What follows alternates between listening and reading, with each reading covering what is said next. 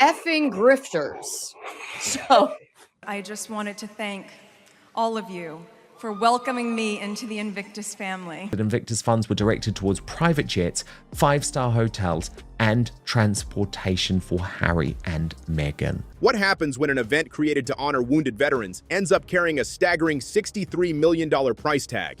That's the question putting the Sussexes and the Invictus Games under an intense spotlight. And for many critics, the eye-popping cost is only the beginning of a much bigger controversy. Somehow this balloons from an event that cost $1 million the first year they did it to $63 million now. Harry has ballooned the budget from $1 million. It cost $1 million to do it with 400 people. It's now $63 million with an extra 140 people. What the The 2025 Invictus Games in Vancouver reportedly cost around $63 million while involving 543 veterans. That works out to roughly $118,000 per participant, a number that immediately got people talking and raised serious questions about where all that money was going. So where the Sussexes put all that money? but people are a little upset about where the money is going, because right now there's been a 63% drop in actual grants to wounded warriors, despite the fact that they have more money in their bank than ever from carryover. And in Vancouver, Critics quickly started comparing Invictus to other events with similar goals. The American Warrior Games reportedly operate on about $2 million a year, while a comparable competition in Germany has been reported to run on a much smaller budget, despite hosting nearly half as many participants. Comparison, the US Warrior Games, a similar competition for wounded American service members, runs on roughly $2 million a year. Germany's Invictus-style competition costs about $200,000 and involves half as many participants. The public's taxes footed a portion of the bill. Those comparisons sparked a growing wave of criticism, and one question refused to go away. Why was Invictus so much more expensive? you know, my jaw dropped.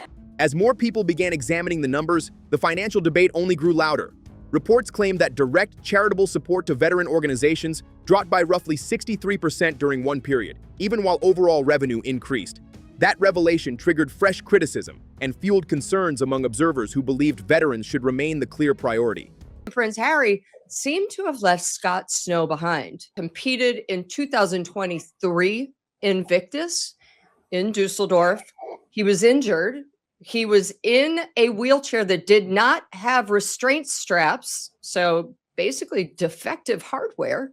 It drives me crazy. I mean, Prince Harry founded these games. He's the public face of Invictus. And has anyone from his office bothered to reach out to you? Has anyone bothered to, from Invictus, after that initial meeting, bothered to reach out and say, hey, let's help out here? I never heard from anybody, to be honest with you.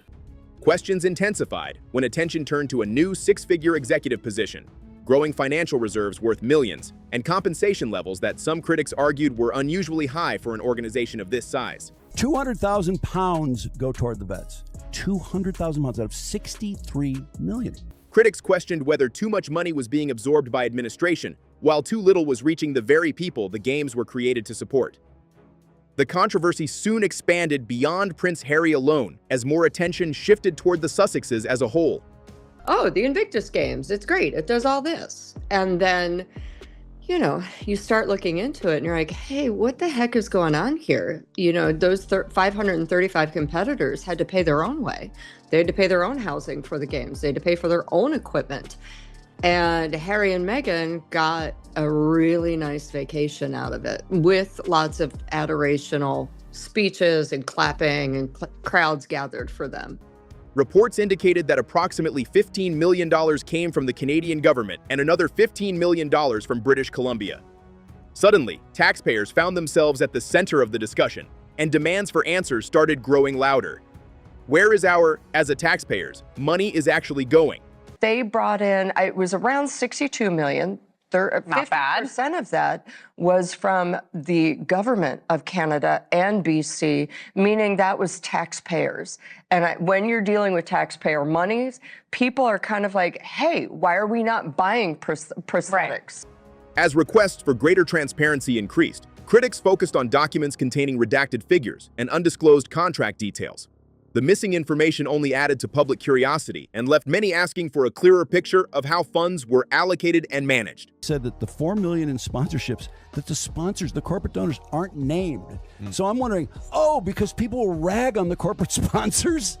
Do they have people giving them money who say, don't use my name? Is that possible? One particular document generated even more debate. Some readers believed it suggested that the head of the games appeared to receive compensation through two separate channels. Importantly, no public admission has emerged showing that Sussexes personally received any of the funds. Even so, the numbers suggest otherwise. An American for-profit company called June's LLC, with no description of purpose, received nearly £30,000 in 2023 and nothing in 2024. And the same filing contains two different company registration numbers, one on the cover page, another on the balance sheet. But money wasn't the only issue creating headlines. Behind the scenes, another battle was quietly taking shape. A well-known journalist, Paula Froelich, published stories covering many of the same topics and ended up opening a lot of people's eyes. As accusations, unanswered questions, and public scrutiny continued to collide, a new question started hanging over the entire controversy. Was an even bigger scandal waiting just around the corner? This is basically a PR play for Harry because he's about to go to Birmingham right now, drum up some business, because right now he only has $4 million in unnamed corporate sponsors for the 2027 games, and he needs a lot more. He needs about at least 25 million more to match the government's 29 million pounds. But that dispute quickly opened the door to an even bigger debate. Was Invictus ever truly Prince Harry's project from the very beginning? Don't you give him credit for the Invictus Games. The royal family started it with money William got from a lawsuit that William won. He donated money to start the Invictus Games. That's what people said in the comments. I don't know. Don't get mad at me if I'm wrong about that. And then they turned it over to Harry to give him something to do. Some critics strongly reject the idea that Harry built the games on his own. They argue that much of the groundwork was laid through the Royal Foundation during the period when both Prince William and Prince Harry were actively involved. According to this perspective, Invictus was never a one-man achievement, but the result of broader royal support and institutional backing. It is such an honor to be here tonight, celebrating all of you and supporting my husband in the Invictus Games, which he founded. But who is reportedly benefiting from all that now? Invictus became the defining role that gave Harry purpose, visibility, and a clear mission within royal life. Without it, some critics argue, his public identity inside the monarchy would have looked very different. A growing scandal involving Prince Harry and his last remaining genuine charity project, the Invictus Games. But is it really a charity project at all? The official version tells a different story. According to reports, including accounts cited by Time magazine, Prince Harry was inspired after attending the Warrior Games in the United States in 2013. That experience is widely credited as the moment that sparked the creation of the Invictus Games and the vision of providing wounded service members with an international platform to compete and be recognized. The games were born more than a decade ago from a promise that I made to myself.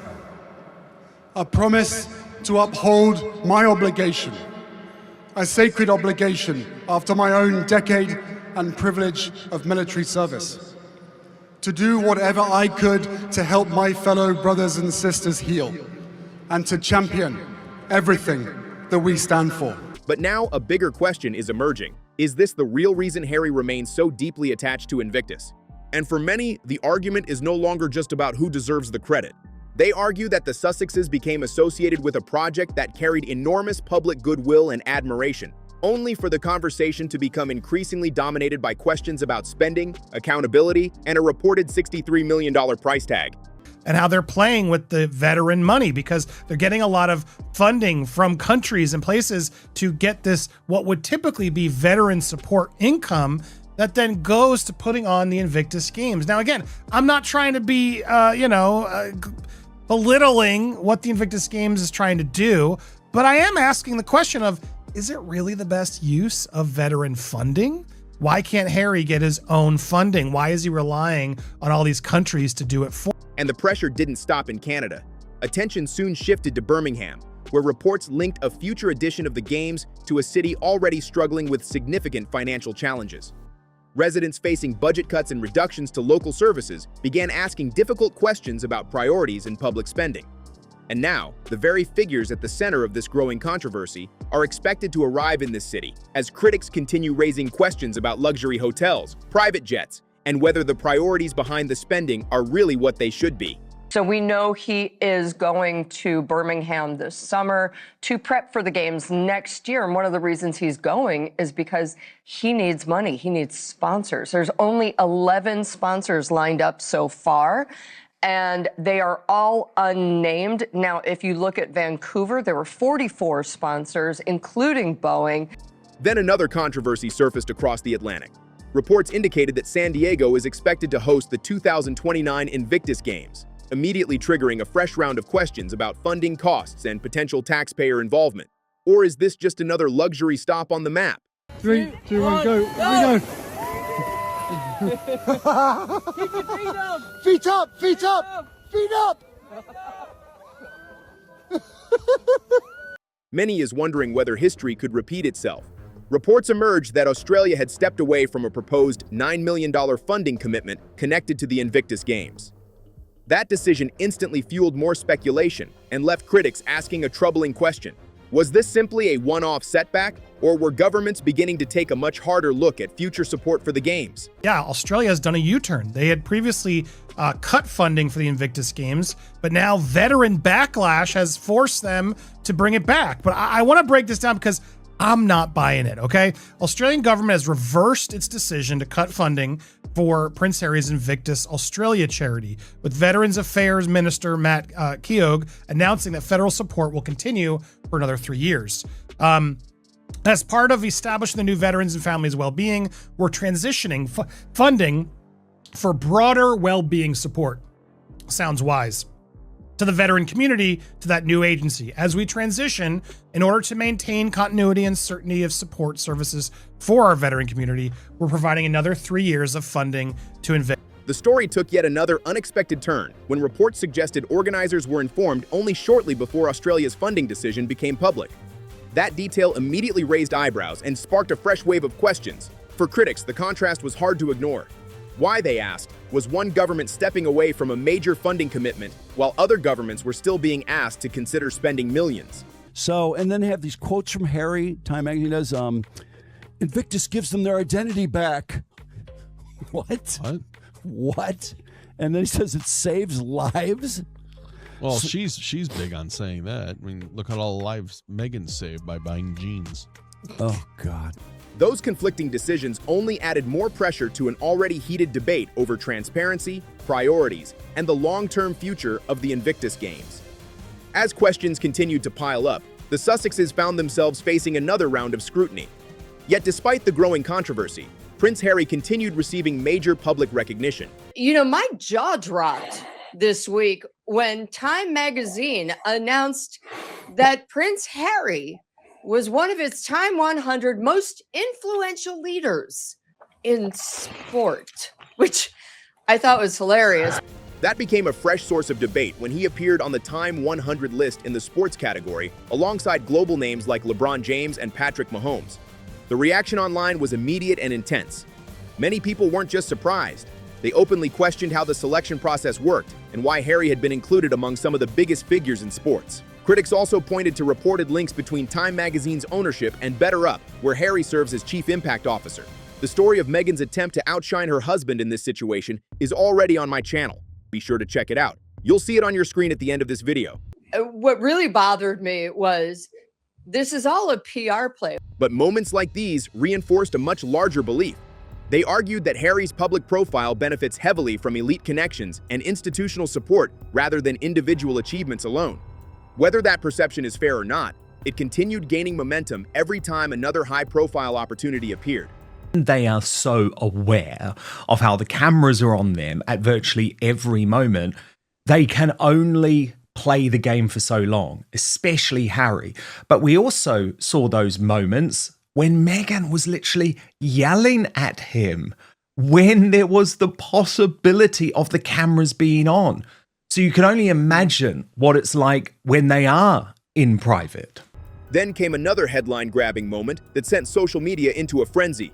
Prince Harry attended an NBA Finals game as a reported guest of the league commissioner, but instead of celebrating the appearance, the internet immediately locked onto something else entirely. Tom Bauer pointed out in his book during an absurd wheelchair basketball game, one team didn't even need wheelchairs, while the other team did. It was America versus Nigeria. Nigeria needed the wheelchairs, and after the game, the Americans all stood up, got out of their wheelchairs, and walked off. It's absurd. But also, there was no one in attendance. People quickly noticed that Harry wasn't sitting courtside. Television cameras showed him several rows back, and within minutes, social media users were turning the moment into a viral joke. Memes spread across platforms as viewers compared the broadcast to a game of Where's Waldo, trying to spot the prince among the crowd. One comment exploded online. 8th row for the man who's 8th in line to the throne. They're ashamed of him. They consider him dangerous and toxic. Whether people considered it funny or unfair, the joke perfectly captured the mood spreading across social media and quickly reached millions of viewers. For many critics, the issue was no longer just about budgets, reports, or financial questions. It had become something much bigger and much more personal. One of the most repeated talking points surrounding the Sussexes is the idea that Meghan Markle often ends up drawing attention away from the Invictus Games itself. I am truly so grateful to be a part of this with each and every one of you. I've witnessed the most amazing support networks that surround competitors, and I've had the privilege. Critics and online commentators argue that whenever Meghan appears at or near Invictus-related events, the focus of media coverage tends to shift rapidly from the veterans and the purpose of the games to her outfits, her behavior, and her public interactions instead. When Harry was sort of making a joke on stage about Meghan singing, and just look at her over-the-top responses. Now she's going to sing.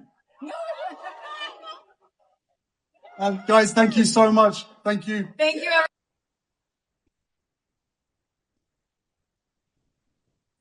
And then... Are you going to sing? No, I'm not singing. I mean, it's so disingenuous. Michael Bublé says to her, "Oh, are you going to sing?" "No, I'm not singing." I mean, it's really difficult to watch. This pattern, according to some observers, has become especially noticeable during high-profile appearances, where social media discussions often explode within minutes. Not about the athletes or the event results, but about Meghan's presence, body language, or interactions with other guests. She was absolutely loving all of the attention, but the problem is no one wanted her there. Yeah, no one wanted her there. Reports were coming out even before the games that they did not want her there, because usually the attention is taken away from, the veterans. Invictus, an event designed to honor wounded veterans, often finds itself competing with royal-related headlines that overshadow its original mission. And every new appearance seems to reignite the same question all over again. Is Invictus being defined by its mission or by the people attached to it? And out of these Invictus Games, because she's turned them into a laughingstock internationally. A lot of people did not want her to be there.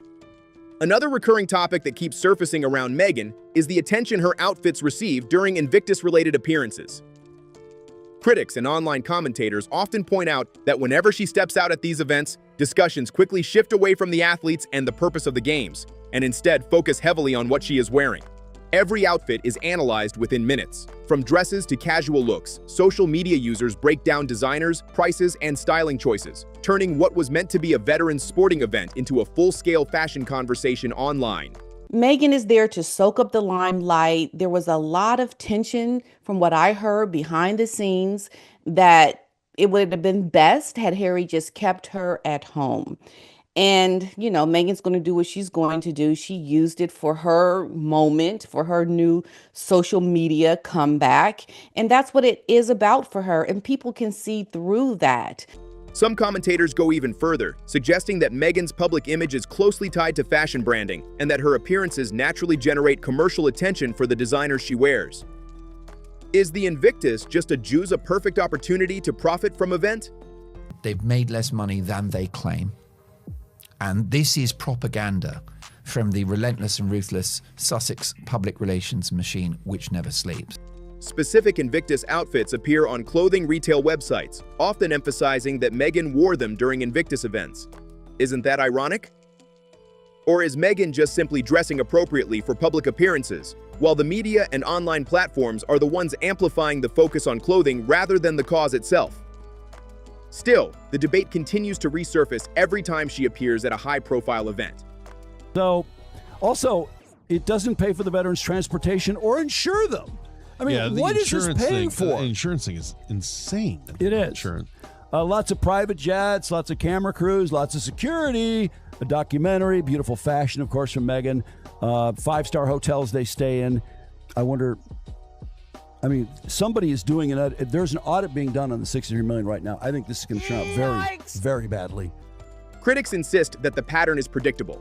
The moment Meghan arrives, headlines shift, cameras zoom in on fashion details, and the original focus of the event becomes secondary.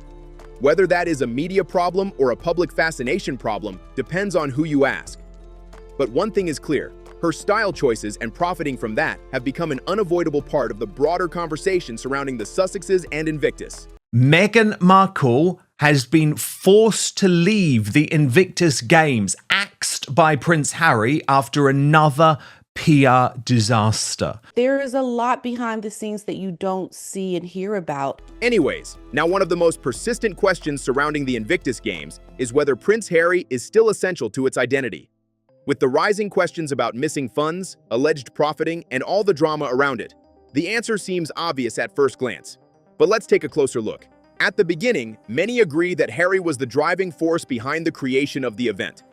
His public profile, royal background, and personal connection to wounded service members helped bring global attention to the project in a way few other figures could have achieved. Prince Harry's Invictus game, you follow the royal family very, very closely. What's the latest there? He's having a lot of issues. So I did write a piece this week, it was an exclusive, about how there are funding issues. But those claims about the finances had not yet been made public. And as the games have grown into a large international event, some critics now argue that Invictus may have outgrown its original founder.